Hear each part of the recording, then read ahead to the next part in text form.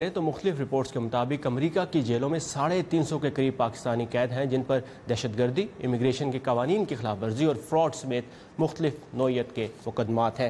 ان مقدمات اور پاکستانی قیدیوں کے بارے میں بات کریں گے کرمنل اور امیگریشن قوانین کے ماہر خالد کالو سے، جو کنٹکی سے ہمارے ساتھ ہیں۔ خالد صاحب، ویلکم ٹو ویو 360۔ پاکستانی وزیر اعظم کا کہنا ہے کہ وہ پاکستانی قیدیوں کی مدد کریں گے۔ امریکہ کے تناظر میں یہ مدد کس حد تک مشکل یا آسان ہے؟ دیکھیے، سب سے پہلی تو بات یہ ہے، بڑی انکریجنگ، میں نے پرائم منسٹر صاحب کی سپیچ سنی تو میرا خیال ہے کہ یہ پاکستان کی ہسٹری میں پہلی بار کسی نے پاکستانی پریزنرز جو انکارسریٹڈ اینڈ اوورسیز ان کی بات کی ہے، اور انہوں نے کہا کہ ان کو بتایا جائے کہ وہ لا وارث نہیں ہیں۔ اٹ واز ریئلی ایکسائٹنگ، لیکن انفارچونیٹلی دا ٹروتھ ہے کہ یہاں ان کے پاس ریسورسز نہیں ہیں، کوئی ایجوکیشن نہیں ہے، کمیونیکیشن نہیں ہے، ایڈوکیسی نہیں ہے۔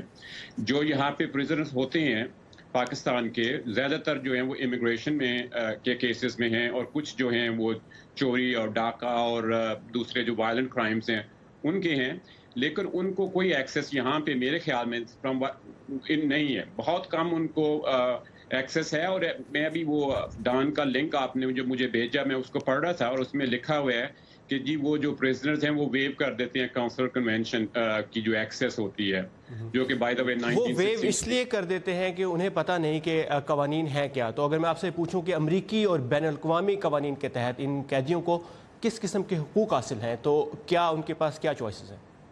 دیکھیں، ان کے پاس چوائس ہے، وہ ریکویسٹ کر سکتے ہیں، اور جو اسٹیٹ ڈپارٹمنٹ ہے وہ سب پولیس ایجنسیز کو یہاں پہ انسٹرکٹ کرتے ہیں کہ آپ فورنرز کو نوٹیفائی کریں کہ ان کے پاس یہ رائٹ ہے کہ وہ اپنے کاؤنسلر کے ساتھ، اپنی ایمبیسی کے ساتھ ایکسیس کر سکتے ہیں۔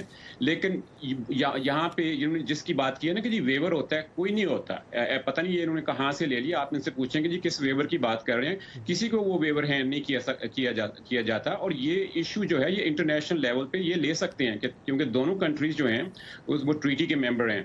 تو ان کے پاس ابھی باتیں تو کر رہے ہیں، بڑی اچھی بات ہے، بڑی انکریجنگ بات ہے، لیکن جو ایمبیسیز ہیں، جو کاؤنسلز ہیں یہاں پہ، ان کے جو کاؤنسلیٹس ہیں، ان کو یہ انیشیٹو لینا پڑے گا، لوگوں کو انفارم کرنا پڑے گا کہ کمیونٹیز کے تھرو، مساجد میں، کمیونٹی سینٹر میں جا کے بتانا پڑے گا کہ آپ کے یہ رائٹس ہیں۔ اگر آپ کو پولیس والا نہیں بھی بتاتا، آپ تب بھی مانگ سکتے ہیں، اور اس کے بعد پھر ان کو پرووائڈ کریں۔ اور یہاں پر ٹرمپ انتظامیہ نے حال ہی میں کچھ پاکستانیوں کی ریپیٹریشن کی کوشش کی، انہیں وطن واپس بھیجنے کی کوشش کی۔ اس میں ایک مسئلہ جو سامنے آیا کہ اس میں 30 سے زائد قیدیوں کے پاس یہ ثبوت نہیں تھا کہ وہ پاکستانی شہری ہیں۔ تو ان حالات میں کیا امریکہ اور پاکستان کی حکومت کے درمیان کوئی معاہدہ ہے جس کے تحت یہ قیدی جو ہے وہ واپس پاکستان جا سکتے ہیں؟ ہاں نہیں، بالکل، ایکچولی بڑی آپ نے انٹرسٹنگ بات کی ہے، کیونکہ میرے خود کلائنٹ ہیں جن کا یہ مسئلہ ہوا ہے۔ میرے پاس ایک کلائنٹ تھا، کیونکہ آپ کے پاس نا پاسپورٹ یا پیپرز ہونے چاہیے واپس جانے کے لیے۔ یہاں کی جو ایجنسی آئس ہے نا، وہ یوزلی ٹرانسپورٹ کرتے ہیں جب ان کی فائنل ہو جاتی ہے، پروسیڈنگز ان کی فائنل ہوتی ہیں، لیکن اگر آپ کے پاس پیپر نہیں ہے تو آپ واپس نہیں جا سکتے۔ اس کے علاوہ یہ مسئلے ہیں، میرا ایک کلائنٹ تھا، ان کو بیلز چاہیے تھی، اپنی یہاں پہ بیل پوسٹ کرنی تھی، لیکن ان کے پاس پاکستان میں پراپرٹی ہے، لیکن ان کا پاور آف اٹرنی جو ہے اس کو پراپرٹی کو بیچنے کے لیے وہ یہاں پہ جو ہے نہیں مل سکتا تھا، کیونکہ وہ کہتے ہیں کہ جی آپ ایمبیسی میں آئیں۔ جو بندہ جیل میں ہے وہ ایمبیسی میں کیسے جائے گا؟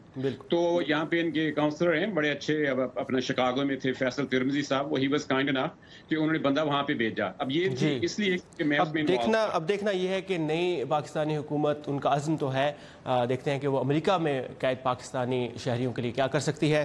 خالد کالو صاحب، بہت شکریہ آپ کے وقت کا، تھینک یو۔